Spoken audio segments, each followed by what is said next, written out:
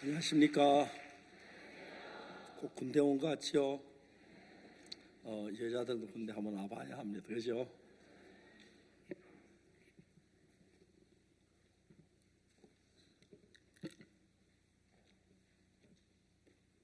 요한복음 5장에 있는 말씀을 읽겠습니다.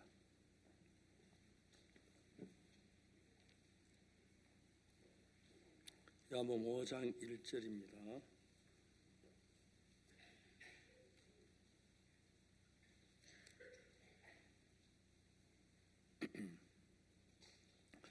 요한복음 5장 1절부터 제가 읽겠습니다. 그 후에 유대인의 명절이 있어 예수께서 예루살렘에 올라가시니라. 예루살렘에 있는 양문 곁에 히브리 말로 베데스다라는 못이 있는데 거기 행각 5이 있고 그 안에 많은 병자, 소경절, 두발이 혈기 마른 자들이 누워 물의 동함을 기다리니 이런 천사 가끔 못에 내려와 물을 동하게 하는데 동한 후에 먼저 들어간 자는 어떤 병에 걸렸든지 낫게 되미르라. 거기 38년 된 병자가 있더라. 예수께서 그 누운 것을 보시 병이 벌써 오랜 줄 아시고 이르시니 네가 낫고자 하느냐. 병자가 대답하여 주여 물이 동할 때 나를 못에 넣어줄 사람이 없어 내가 간 동안 다른 사람 먼저 내려가나이다. 예수께서 가라서 일어나 내 자리를 들고 걸어가라 하시니 그래서 곧 나와서 자리를 들고 걸어가니라. 이날은 안식일이니 9절 말씀까지 읽었습니다. 군유스코 가운데서 몇 기인지 정확히 잘못 한 6기인가 그럴 것 같은데 탄자니아 갔던 최현정이라는 학생이 있었습니다.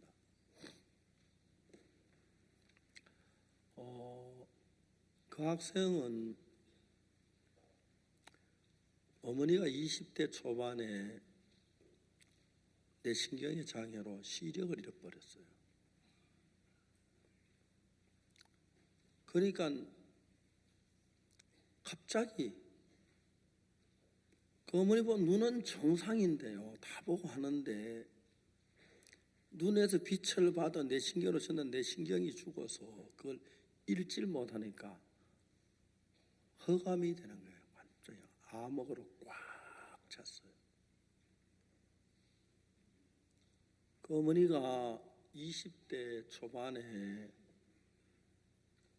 몇 번을 죽으려고 했는데 그게 잘 안 돼가지고 다시 살기로 마음을 먹고 그 맹아학교, 그러니까 이제 앞을 못 보는 사람들이 이제 사는 법 배우기 위해서 점자를 배우고 그 학교에 이제 들어갔어요. 그런데 그 학교에서 어떤 남자를 만났는데 둘 다 동일한 앞을 못 보는 분인데 앞 못 보는 사람의 사정을 아니까 둘이 금방 가까워졌어요. 그리고 이야기를 하면서 아주 마음이 잘 흐르고해서 둘이 결혼을 했어요. 그래서 태어난 아이가 최현정이라는 아이예요. 근데 이제 저도 이제 앞을 못 보는 사람들이 이제 보통 결혼해서 살면서 여자들은 거짓말 좀 잘하는 편이에요. 죄송합니다. 남자들보다 좀.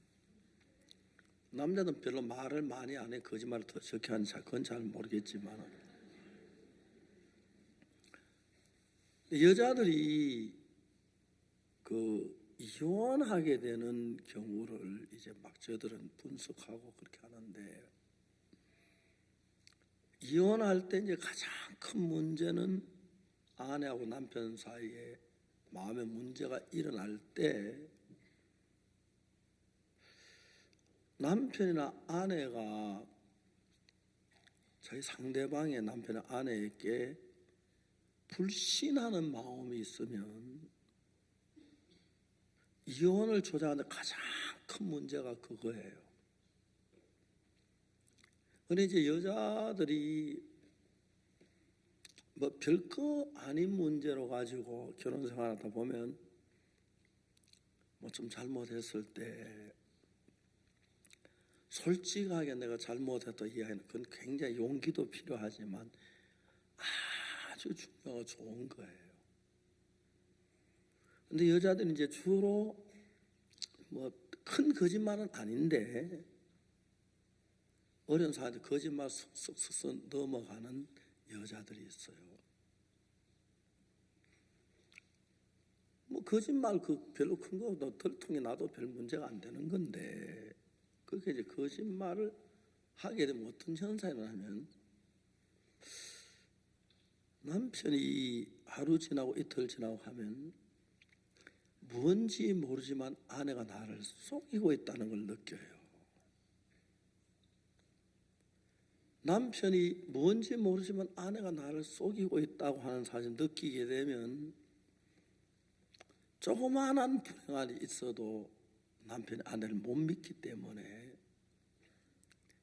일어난 문제는 굉장히 심각한 거예요. 서로 예를 들어서 이제 사람이 살다 실수도 하고 남편을 위해서 다리 위로 바지를 다리다 버쩍 태우는 경우가 있어요. 여보 나는 당연히 너무 사랑해 너무 잘 다리를 갖다 너무 불이 높아가지고 버쩍 탔어. 그게 괜찮아요. 여보 나는 미안한데 다리미질 별로 안 해봐가지고 이거 잘 못해서 그래요. 아무 문제가 안 돼요. 근데 이제 여자들이 남편을 속이면 대수롭지 않은 것인데 남편 마음에 아내가 뭔지 모르게 나를 속이는 것 같다는 생각이 들어요. 별 문제 안 해요. 그런 일이 일어나도. 그런데 막상 어떤 문제가 일어났을 때 그것이 이혼하게 되는 가장 큰 동기가 돼요. 오히려 여자들이 여보 미안해 내가 이번에 잘못해서 이런 일이 있어요. 그러면은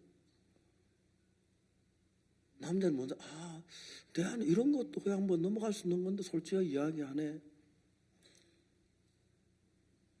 내 안에 나 거짓말 안 하는구나. 그렇게 되면 정상적인 건 괜찮은데 남편하고 아내 사이 갈등이 일어날 때 제일 심각하게 와닿는 게 이제 서로 신뢰하는 마음인데 만일에 그 어려운 갈등 속에서 문제의 결정은 어떻게 되냐면 남편이 얼마나 아내를 신뢰하느냐 그것으로 거의 결정이 끝나는데 여자들과 아주 바보 같은 여자들은 별거 아닌 걸 거짓말로 쉽게 넘어가요. 그 문제가 일어났을 때 남편이 여자를 믿는 마음이 적기 때문에 이혼하는 거 보면 별거 아닌데 이혼이 되는 경우는 남편 평소에 아내를 신뢰하는 신뢰도 아내가 남편 신뢰하는 신뢰도 그것에서 일어나는 문제가 굉장히 커요. 가능하면 여러분들이 결혼 생활하면 여기 이제 학생들도 있고 해서 앞으로 결혼할 사람도 있겠지만은 내가 남편이나 아내한테 잘못했을 때 여보 내가 정말 미안해. 내가 본의 아니게 나도 정신이 미쳤지. 왜 그런지 기억이 안 나는 왜 그런지 모르겠는데 내가 당신한테 잘못했어. 그런 이야기들은 아내는 남편에게 신뢰를 많이 갖다주고 마치 집을 짓 때 기초가 튼튼한 것처럼 그런 가정들은 서로 믿는 말 튼튼해져요.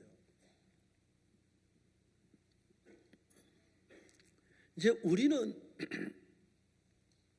키가 큰 사람이 180쯤 되면 크지요, 그죠? 제 아내는 키가 165, 저는 168인데 저희들이 결혼할 때는 키 큰 여자들이 거의 없었어요. 우리 시대는 굶은 사람들이 많으니까. 제 아내 키는 아주 크고 나는 아주 작아 보여서 그래서 친구들이 전부 내가 아내보다 키가 더 작은 줄 알아요.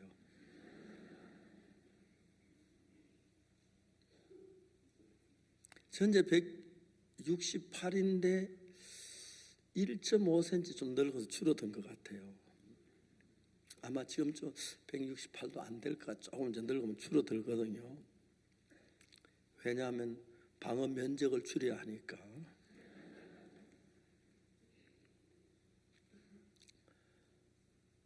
정말 여자들이 결혼해서 가장 행복한 여자들은 좋은 남편에게 신뢰를 주는 여자들이에요.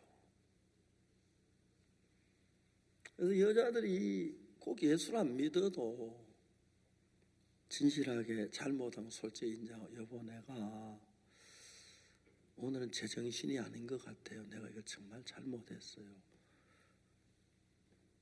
당신이 걱정할 것 같아서 막 고민을 했는데 당신 마음이 넓으니까 당신은 이야기하는 게 제일 좋을 것 같아. 그래서 내가 오늘 잘못했어. 이런 이야기들은요, 잘못한 것보다 아내가 남편에 훨씬 점수를 많이 따요. 부부 사이에 일어나는 거짓말 많아요. 어떤 년 습관적으로 거짓말 자기도 모르면서 나올 때가 있어요. 하도 거짓말이 길이 들어서. 그런 사람들은 결혼 생활에 어려움 닥칠 때 굉장히 힘들어요. 왜? 남편이 신뢰를 하지 않기 때문에.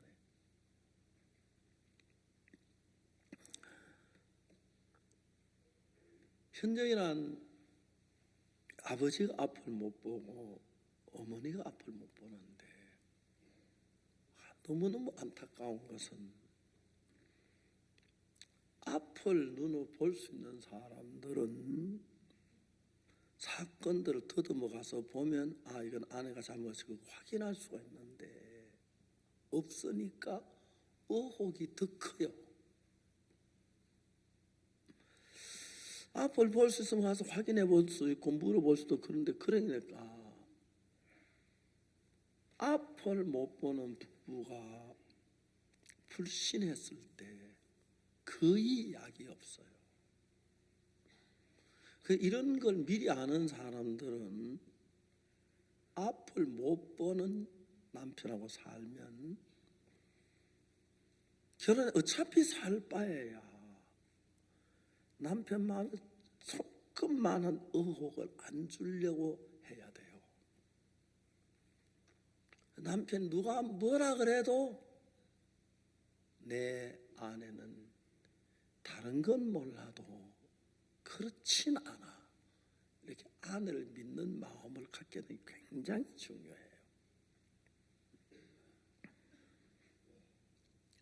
그 다음에 여러분 인생을 살면서 어려운 일을 당할 때 진짜 내가 신뢰할 만한 사람이 필요해요.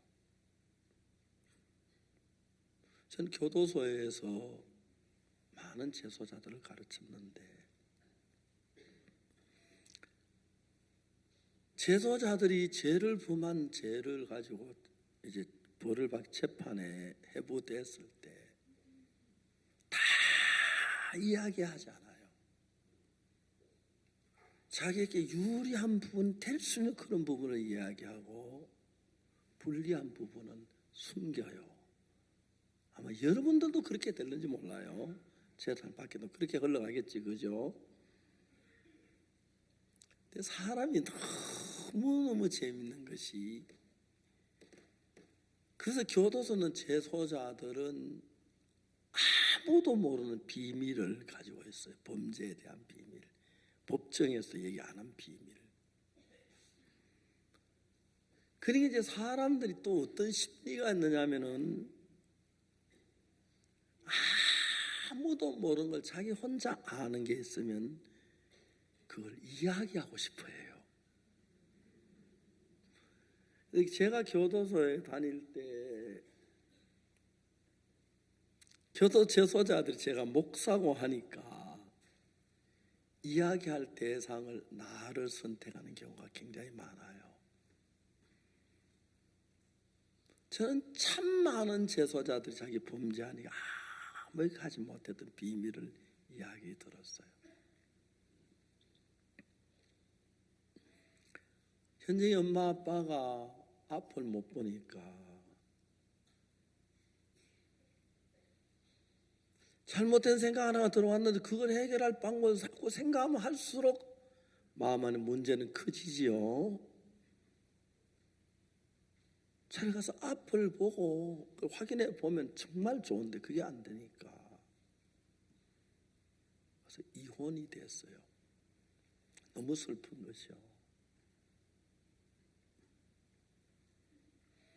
엄마가 현정이를 낳았는데 아무 철없는 어린 애기, 앞도 못 본 엄마가 키울 수가 없는 거예요. 주로 이제 엄마가 호텔에서 마사지를 하고 하는데 돈을 가지고 친척 집에 찾아가서 사정사정해서 자기 딸을 좀 맡겨 키워달라고 그래요. 그러니까 이제 세상 사람들도 친척이라고 해도 안 못 본 친척 별로 안 좋아하고 또 갓난아기 키우는 별로 안 좋아하니까요. 어쩔 수 없이 아기를 맡긴 맡아도 귀찮지요. 어떨 땐 잘해줄 때도 있지만 친척들이 자기 딸처럼 잘해주는 친척은 없어요. 현정이가 자라면서 똑같은 나이 또래 아이가 자라는데 자기 딸은 참 사랑을 받는데 자기는 친자식이 아니니까 현저하게 눈에 보이는 차이 나는 대우를 받으니까 너무너무 슬픈 거예요. 그 현정이가 이제 그러니까 그 슬픔 그런 것이 좀 뭐 지식도 그러면 한데 엄마 때문이야. 그렇게 마음이 들어갔어요. 엄마는 왜 키우지도 못할 자식을 낳았어?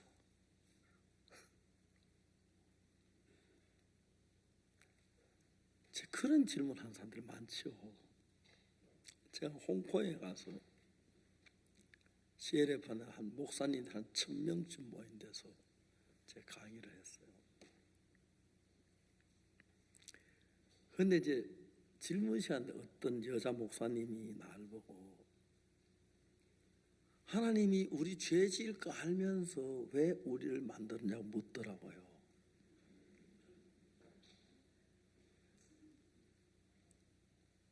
이해가 안 간다는 거죠.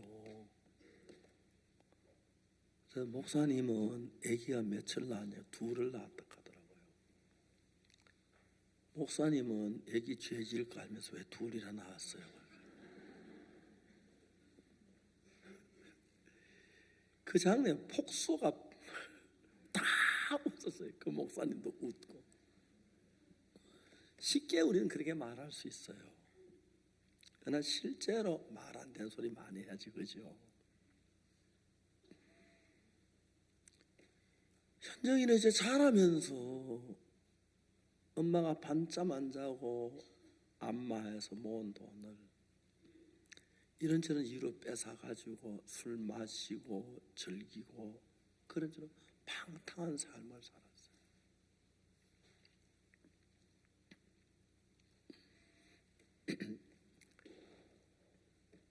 그런데 점점 나이가 들어오면서 대학에 들어가서 미대에서 그림 공부를 했는데 거의 매일 술에 취해서 집에 돌아오니까 엄마도 언짢고 딸이지만 미안하고 현정이도 막 친구가 원래 술 마실 때 정신을 마시지만 집에 들어오면 그렇게 자기 삶이 서글프고 그런데 어떻게 할 수 있는 방법이 없었어요. 그러다 이제 학교 안에서 아이와이프 군유스코라는 프로그램을 보고 탄자니아에 이제 지원을 했어요. 이제 군유스코 가기 전에 이제 훈련도 받고 교육도 받고 했는데 이제 탄자니아에 갔는데 지금까지 모든 불평이 현정이는 엄마한테 쏟았어요. 엄마 왜 날 낳았어? 키우지도 못한 거 알면서 자네 낳을 때 죽여버리지, 과원에 보내지 왜 날 낳았어? 자기가 불행하고 자기가 잘못된 것이 전부 엄마 탓으로 돌리니까 엄마는 참 사랑하는 딸이지만 그 딸로부터 당하는 고통이 크니까 늘 슬프게 가슴 아프게 지낸 거예요. 현정이가 여기서 이제 교육을 받고 탄자니아에 갔는데 그것도 늘 그런 버릇이 있었어. 탄자니아 동료들하고 행복하게 툭하마 다투고 툭하마 그러니까 자기는 그때 외국 가면 좀 마음이 달라지려 그러니까 막 화가 나서 날 이제 집에 돌아가야겠다고 생각. 가방을 싸고 있었어요. 그때 이제 그 탄자니아 지부장 사모님이 현정아 너 무슨 일이야? 아무 일 없어요. 너는 왜 어린이 생각 입을 다무니? 말한다고 형편이 나아지는 건 아니잖아요. 항상 그래요. 그래도 네가 이야기를 해야 우리 네 마음을 알지. 난 너 도와주려고 해. 사모님 저를 도와준다고요? 정말이세요? 나 솔직하게 얘기하면 지금 자살하고 싶어요. 좀 도와주세요. 못 도와주잖아요. 사모님도 거짓말 하잖아요.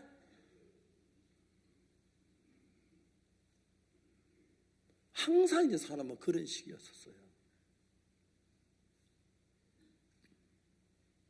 그래 막 떠나 혼자 슬프고 그랬는데 이제 그날은 자기가 막 화가 폭받쳐가지고 지금까지 비밀로 했던 게 하나 있는데 자기 엄마가 앞 못 보는 소경이란 걸 모두 비밀로 했는데 자기도 화가 막 사모님 저에 대해서 아는 게 뭐 있다고 그러세요? 내가 어떤 아이인지 아세요? 우리 엄마는 앞 못 보는 소경이란 말이에요. 사모님 소경의 딸이 어떤 것이나 알고나 계세요. 자기도 뭐 거의 일이 나갈 때는 브레이크도 없이 나가잖아, 그죠? 앞불사 했는데 소경이 이제 드러났어요. 탄자니아 사모님이 현정아 말씀도 안 하셨어요. 손을 잡고 현정이도 이제 생각이 잠겨서 내가 오늘 이야기 안 해야 하는데 괜히 했네. 이미 뱉은 건데 어떡할 수 없고 현정아 사모님이 조용히 입을 열었어요. 현정아 너 어머니는 젊은 나이에 앞을 못 보는 소경이 되셨어. 하루아침에 모든 생 어둠으로 바뀐 거야. 어머니 얼굴에 어디에도 마음에 빛이 있을 수 없어. 아침 해가 떠도 전깃불을 켜도 너 엄마의 마음은 여전히 어두웠어. 현정아, 내가 나한테 꼭 하고 싶은 이야기가 하나 있어. 그런데 네가 엄마의 배에서 태어났어. 엄마의 딸이 되었어. 너 엄마는 앞을 봐도 뒤를 봐도 밑을 봐도 위를 봐도 어두운 뿐인데 네가 태어났을 때 넌 엄마에게 유일한 기쁨이고 소망이고 행복이었어.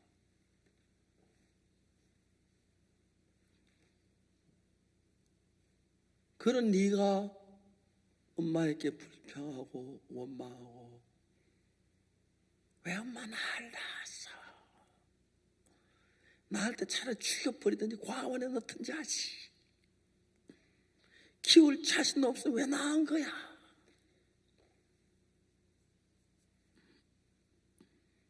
남자 여자 결혼하면 같이 자기 마련이고 애기 갖게 마련이고 애기를 낳고 싶어 낳는 것도 낳기 싫다고 안 낳는 것도 아니고 애기가 낳고 앞을 못 본 엄마에게 너라는 존재는 온 세상 다 줘도 바꿀 수 없는 기쁨의 존재고 행복의 존재고 즐거운 존재고 희망의 존재야. 엄마가 앞을 못 보고 시력을 잃고 잃었던 모든 희망이 잃어버렸던 모든 희망이 다 죽고 쓰러졌는데 너를 볼 때 엄마는 작은아마 희망이 다시 샘솟기 시작했어. 우리 딸 현정이 예쁘게 키워야지. 우리 딸 현정이 잘 해야 줘야지. 내가 아픔 못 보지만 남들 못지않게 키워야지. 그래서 엄마는 더 많은 안마를 하고 더 많은 돈을 벌고 이젠 엄마 마음속에 최현정이밖에 아무도 없는 거야. 넌 엄마의 기쁨이고 희망이고 엄마의 자랑이고 엄마의 모든 것이었어. 사모님이 조심스럽게 말씀을 하셨어요. 그런 네가 엄마에게 대들고 욕하고 불평하고 원망했을 때 엄마 마음이 어떻겠다고 어떨 거라는 그런 생각 한번 해본 적이 있니? 했어요.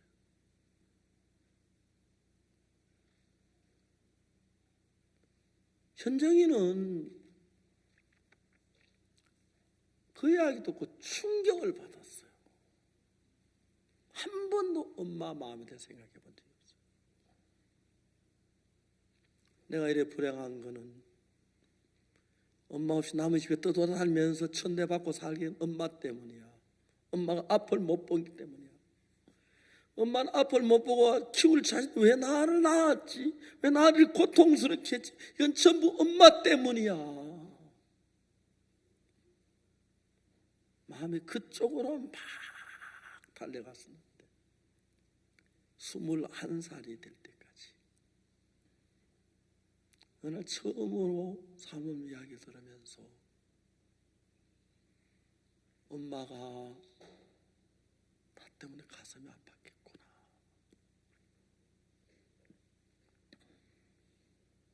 엄마가 나 때문에 괴로우셨겠구나. 너무 눈물이 흐르는 현정이가. 그래서 며칠 뒤에 현정이 생일이 됐어요. 군유스코 학생들은 돈이 있어 없지요. 그런데도 알뜰하게 모아가지고 조그마한 케이크를 샀어요. 그리고 해피 버스데이 투 유 하고 현정이 축하 노래를 불러줬어요. 그런데 이제 노래 다 부르는데 지부장 목사님이 현정아, 네가 태어나 네가 기뻐해야 하는 게 엄마 너 때 고생하고 나는 수고했는데 엄마가 기뻐해야 돼. 그래서 이제 그 군유도 학생들은 핸드폰 못 쓰잖아요. 목사님 핸드폰을 주면서 너 엄마한테 고맙다 인사 한번 해.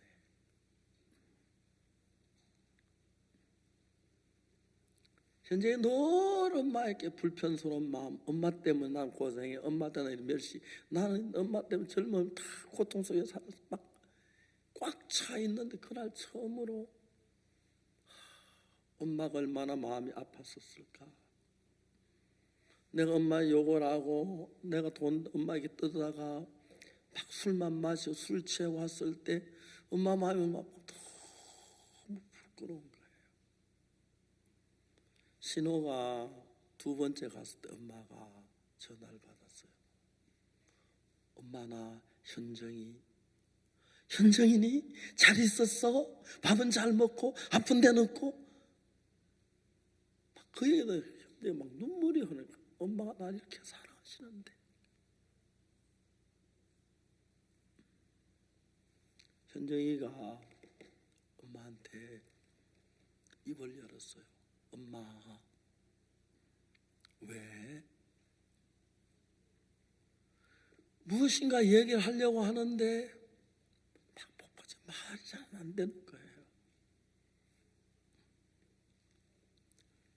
엄마, 우리 딸 왜 그래? 엄마, 나를 낳아줘서 너무 고마워요.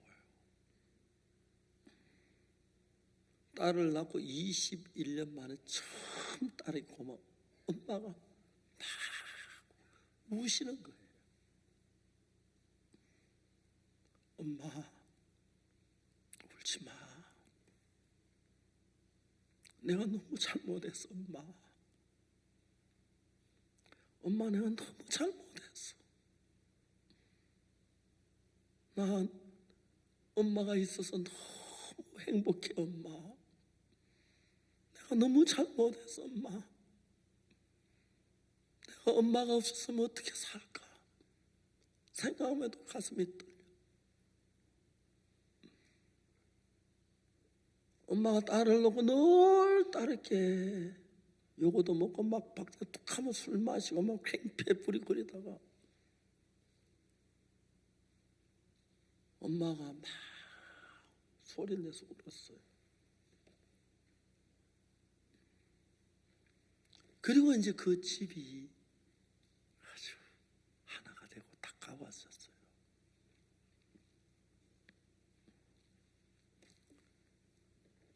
제가 그 뒤에 우간다에서 집회를 하는데 현정이가 탄자니아가 너무 그리워 탄자니아에 왔다가 우간다 집회하는 데를 왔어요. 목사님 저 탄자니아에 다녀왔어요. 엄마 잘 계시니? 예, 잘 계세요. 한 번 제가 현정이한테 전화를 했어요. 엄마 잘 계셔? 예, 목사님. 엄마랑 같이 자고 해? 아니요, 목사님. 엄마는 호텔에서 일을 하고 너무 늦어서 호텔을 자고 일주일에 한 번씩 우리 집에 와요. 너무너무 엄마가 행복해.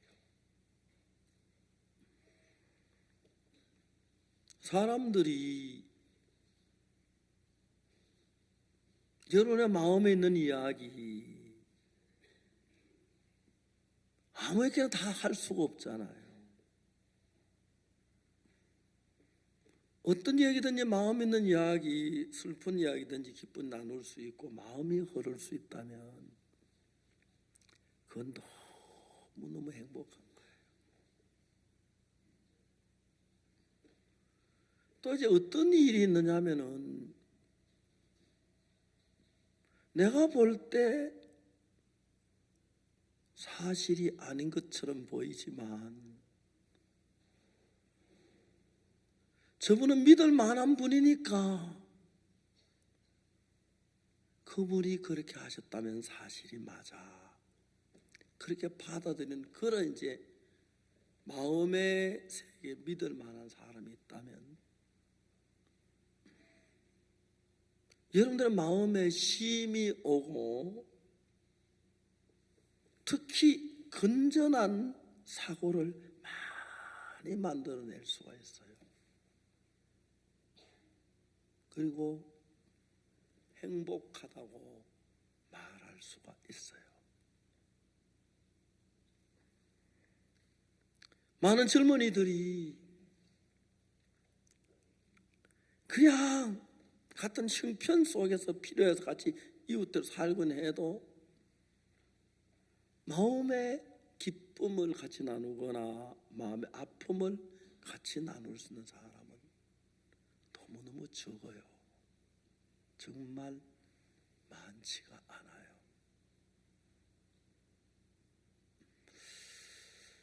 여러분 혹시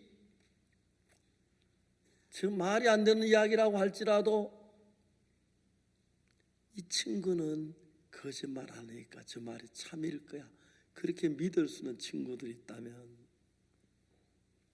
여러분 정신은 굉장히 건전해져요.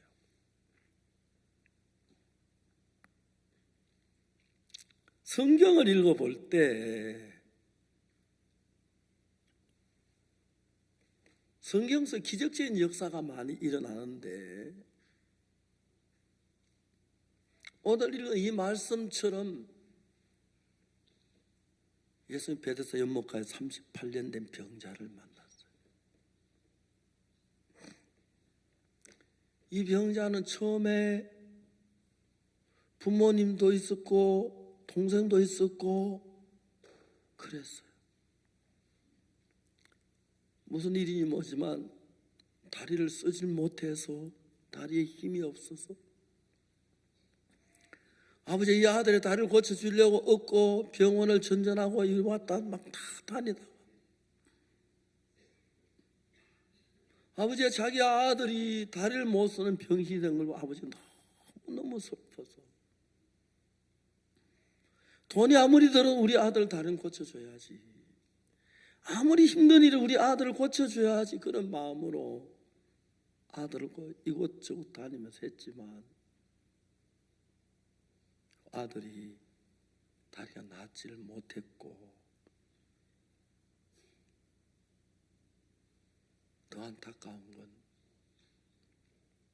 아버지가 아들 병을 고칠 그래 발버둥 치다가 한이 맺혀서 세상을 떠났어요. 어머니도 역시 아들이 와서 맞받아가 이제 다 떠나고 동생하고 이 형하고 둘이 사는 거예요. 성경에 있는 얘기는 아니고 제가 생각한 거예요.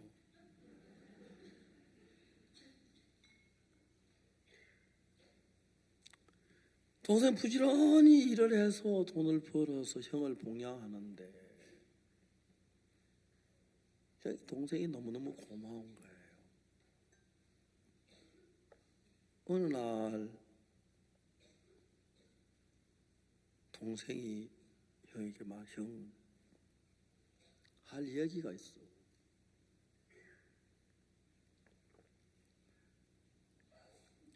형이 아무 말 못 동생을 쳐다보고 있었는데 형 미안해. 내가 형한테 이런 얘기를 하면 안 되는 줄 알아.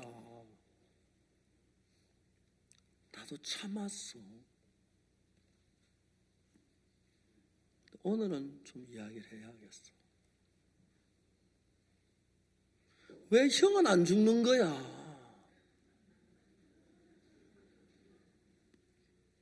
차라리 형이 죽고 어머니 아버지가 살고 우리는 행복했을 텐데. 만일에 아버지 죽기 전에 형이 먼저 죽고 아버지가 살아야 우리 얼마나 행복했을까 싶어.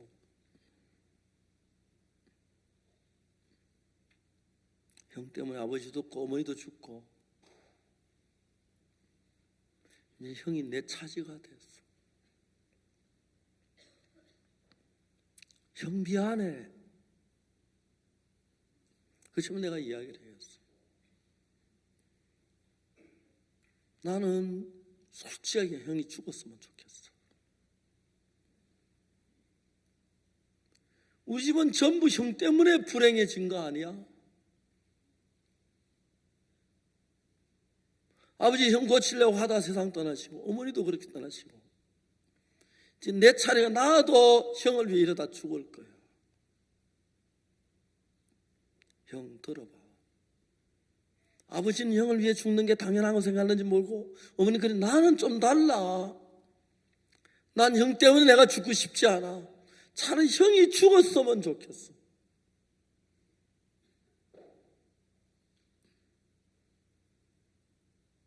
형이 아무 말을 못했어.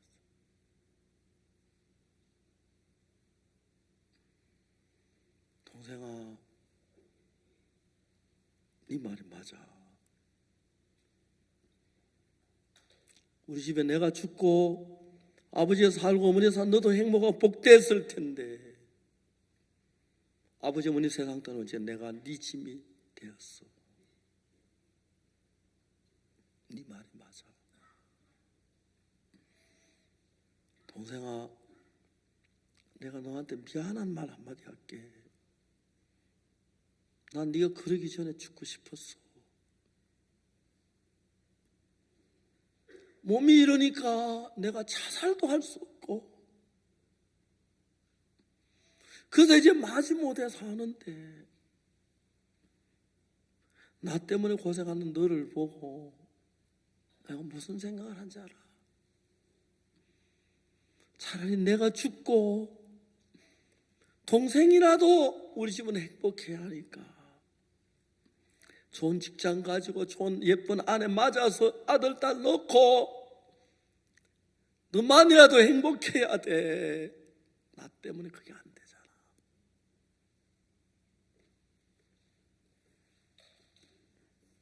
동생아, 내가 어떻게 죽을 수 있지 죽음을 많이 생각해 봤는데 그게 잘 안 됐어. 내가 너한테 부탁이 하나 있다. 내가 너보고 날 죽여달라고 이야기하고 싶은데 차마 그 얘기는 해서 안 될 것 같아. 안 하는데 너 나하고 살면 아버지 죽고 어머니 죽고 너도 고생하고 그러니까 나를 죽었다고 생각하고 집을 나가.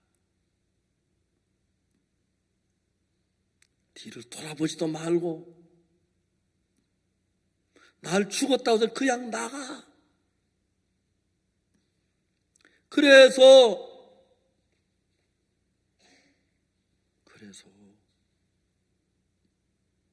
좋은 직장도 없고 예쁜 아가씨들 만나서 나 같은 병신 낳지 말고 건강하고 튼튼한 애기 낳아서 우리 가문에 너라도 행복을 누려야 돼. 동생아, 그동안 너무너무 고마웠다.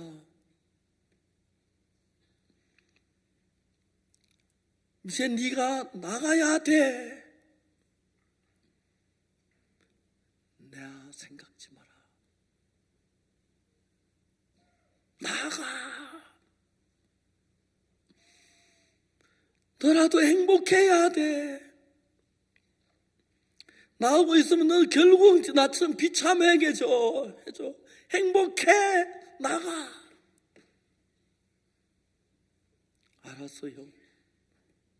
나도 그렇게 생각했어. 동생이 나가더니 이틀 뒤에 다시 돌아왔어요. 동생 너 왜 왔니? 아니야 나 나가려고 왔는데 나갈 준비가 덜 돼서 그랬어.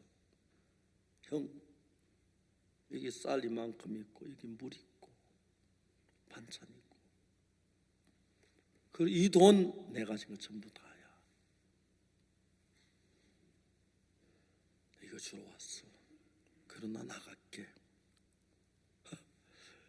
너무 잘됐다 동생아. 뒤를 돌아보지 마. 그냥 나가. 보지 마.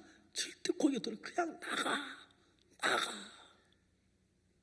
그리고 이놈아 넌 행복해야 돼. 이놈아 넌 행복해야 돼. 우리 가족 못 누린 행복 혼자 다 누려야 돼.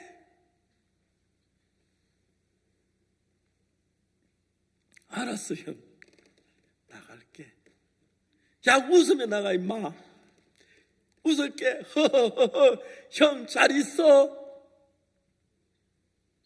동생이 떠났어요. 며칠 동안 물이 있고 음식이 있어서 먹고 있을 수 있는데 음식 떨어지고 그냥 죽을 수 없어서 기다시피 해서 길가에 나갔어요. 손을 내면서 빵 조각 가지고 더 먹다가 소문을 들은 거예요. 베데스다 연못가에 가면 천사가 물을 통할 때 먼지들은 누구든 낫는다. 그 얘기가 들렸어요. 이 형이 지나가는 사람들마다 부탁을 했어요. 베데스다로 데려다 줘요. 베데스다로 데려다 줘요. 미국 민요 가운데서 내 고향으로 날 보내주 하는 노래 있죠. 어떤 흑인이 종살이를 하며 이리저리 팔려다니다가 이제 늙어서 죽을 때가 가까웠어요. 흑인의 마음에 고향이 있는데 그 고향으로 한번 가서 보고 죽고 싶은 거예요. 내 고향으로 날 보내줘. 오곡백화가 만발하게 익었고 종달스 높이 뜬 노래 지저귀는 거 이 늙은 흑인의 본향이로다.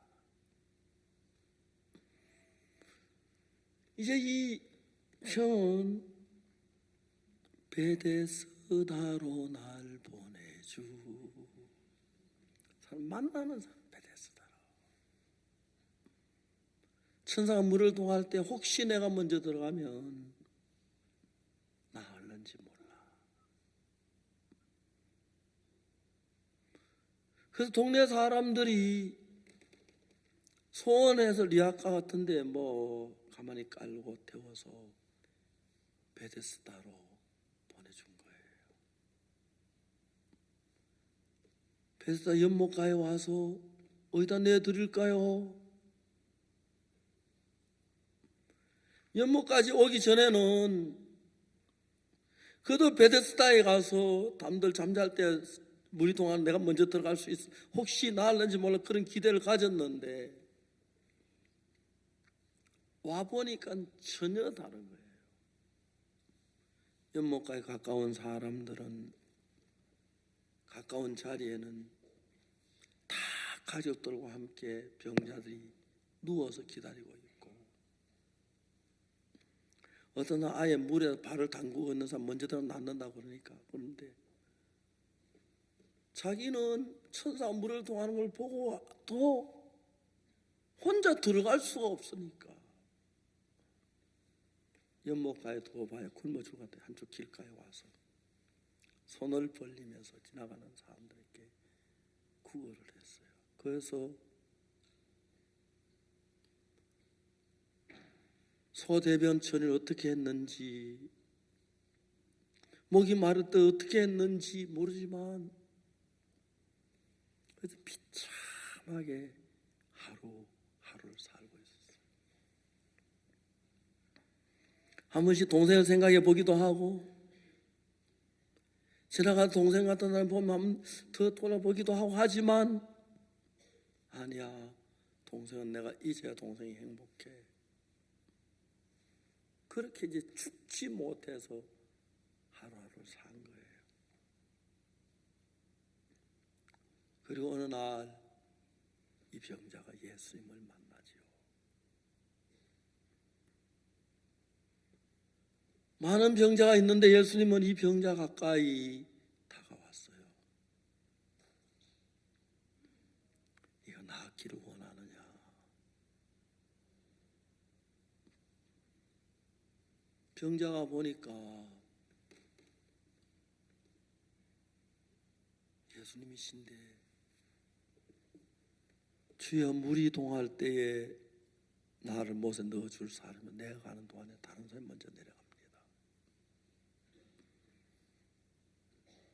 그 이야기 속에는 만일에 가능하다면 당신 나를 좀 못에 넣어줬으면 좋겠다고 그런 의미가 있지만, 이 속에 가지고 다니면서 기다렸다가 못에 넣어줄 일 만무한데,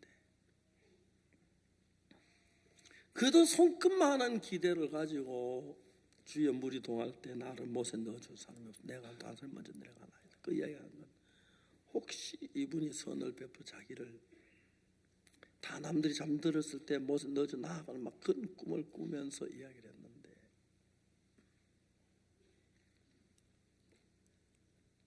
예수님의 입에서 뜻밖의 말씀이 들렸어요.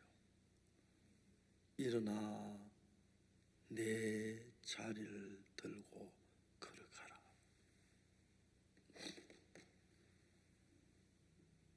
말도 안 되는 이야기인데,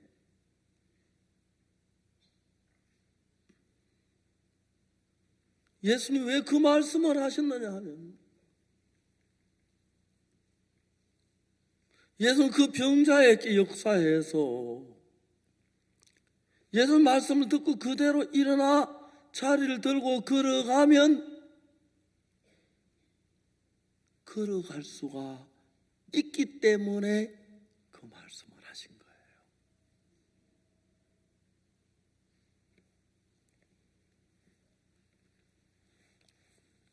전 목사라 성경을 읽습니다.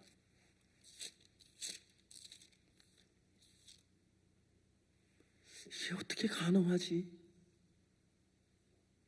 내가 38년 된 병자인데 일어나 보려고 아무리 해도 안 됐는데, 다리가 다 말라는 막 힘이 없는데 어떻게 걸어가? 말도 안 되지. 그렇지만 이 말씀은 예수님의 말씀이야. 예수님은 전능하신 하나님이야. 예수님이 일어나 자리를 들고 가라고 하셨다면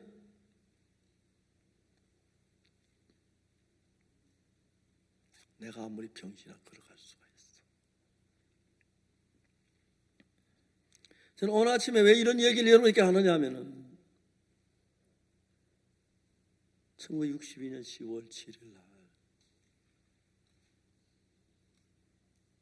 병자가 예수에게 들은 소리, 일어나 내 자리를 들고 가라, 똑같은 음성을 성경을 통해서 들었어요. 모든 사람이 죄를 범하였으면 하나님의 영광을 이루지 못하다니, 그리스도 예수 안에는 구속으로 말미암아 하나님 은혜를 값없이 어렵다 하시 모든 자 되었느니라. 병자 나는 다리가 다 말라 못 걷는데 예수님 저분은 자리를 들고 걸어가라고 하시네.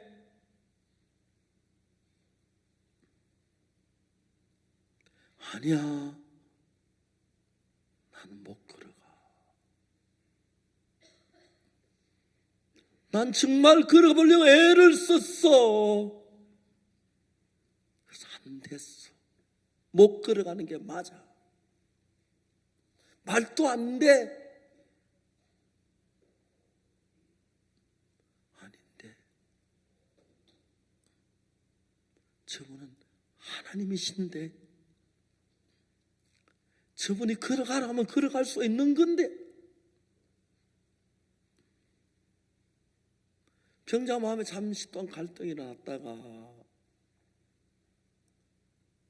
이게 하나님의 말씀이니까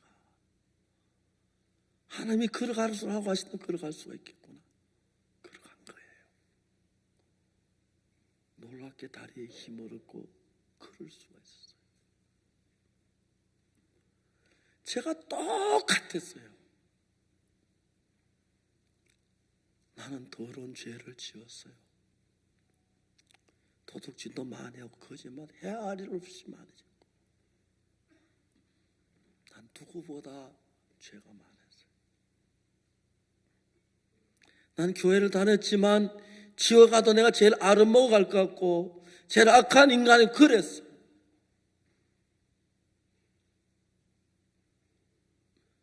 (38년) 된 병자는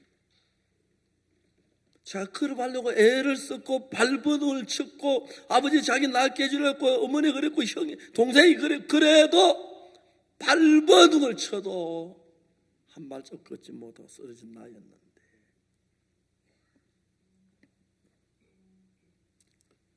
자리를 들고 걸어가라고 하는 분이 예수님이라면, 하나님이라면 내가 볼 때 못 걷지만 저분이 걸어가라고 하면 내가 걸어갈 수 있겠구나. 병자 마음에 그런 마음이 들었어요. 내가 어떻게 걸어? 다리가 다 말랐는데 힘이 없는데 걸으려고 발버둥 쳐도 안 됐는데 어떻게 걸어? 병자 마음에 그 마음에 막아서 예수 말씀 밀어내는데, 아니야, 내 생각이 오는 게 아니고 예수님 생각이 오라. 저분이 걸어가라면, 저분은 하나님의 아들이신데, 저분은 예수님인데, 정의회 의사 말도 아니고 대통령 말도, 저분은 예수님이신데 저분이 걸어가라면 걸을 수 있겠구나.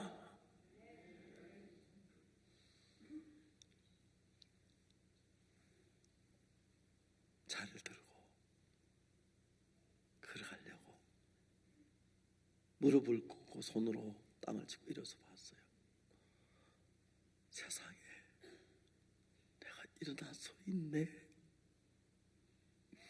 내가 서 있어.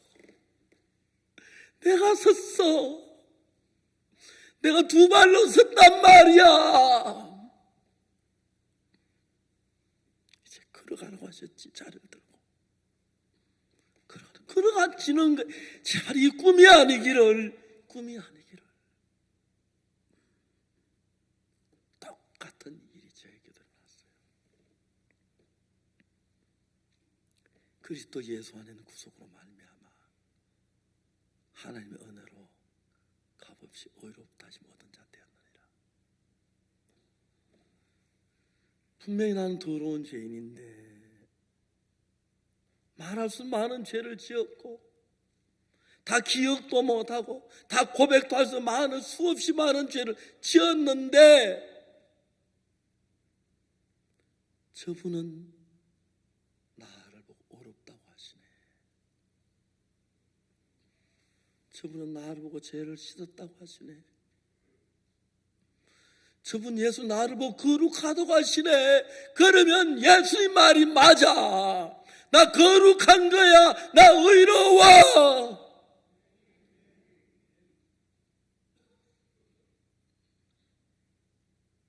성경 말씀에 그 말씀이 없었다면 내가 어렵다고 말할 수 있었겠습니까? 절대로 없었습니다. 성경 말씀 그 말씀이 없다 내가 거룩하다고 말할 수 있었겠어요? 절대로 없었습니다. 난 너무너무 많은 죄를 짓고 악하고 더러운 놈이라서 난 죄인이었는데, 내가 볼 때 틀림없는 죄인이고 악하고 더러워 지옥 가야 할 사람인데 하나님이 나를 보고 어렵다고 하시네. 하나님 나를 보고 거룩하다고 하시네. 하나님 나를 보고 정죄하지 않는다고 하시네. 그럼 내 말이 오라. 하나님의 말씀이 맞아. 하나님 말씀이 맞아. 그럼 내가 의로운 거야, 거룩한 거야. 죄를 지었지만 난 깨끗해.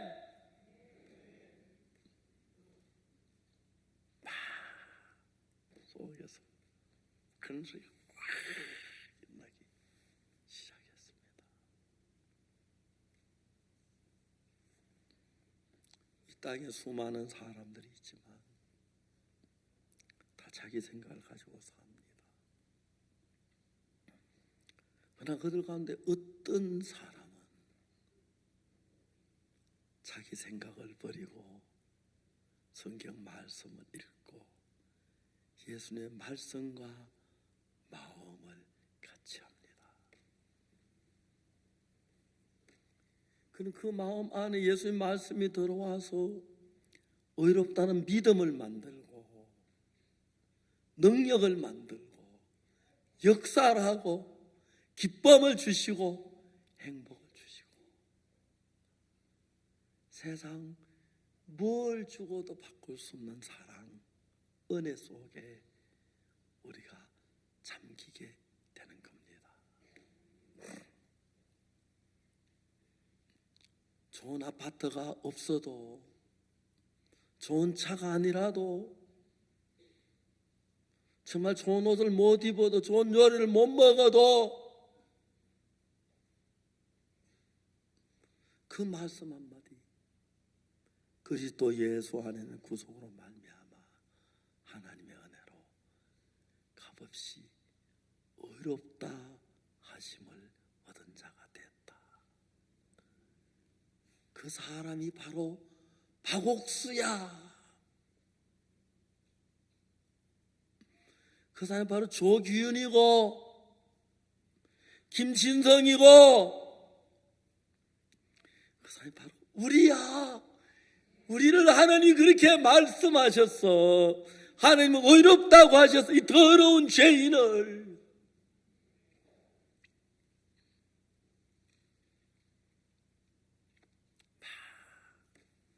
가슴이 뜨거워지기 시작합니다. 예수님 고맙습니다. 다 주님 위해 살고 싶습니다. 다 주님만 위해서 살겠습니다. 내 생명 다 드려도 아깝지 않습니다.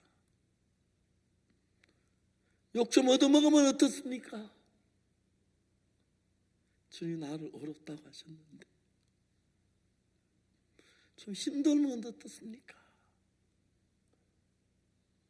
그렇게 하루를 살다 보니까 58년이 지나갔어요.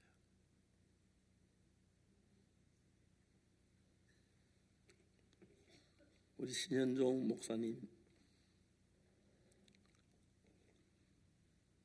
며칠 전에 내가 며칠 있으면 팔팔해진다 하시더라고요.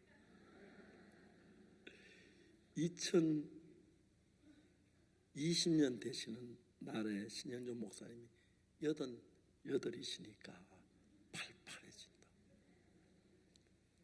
제가 속으로 뭐라 하는지 알아요? 이거 목사님도 지금도 팔팔하시면서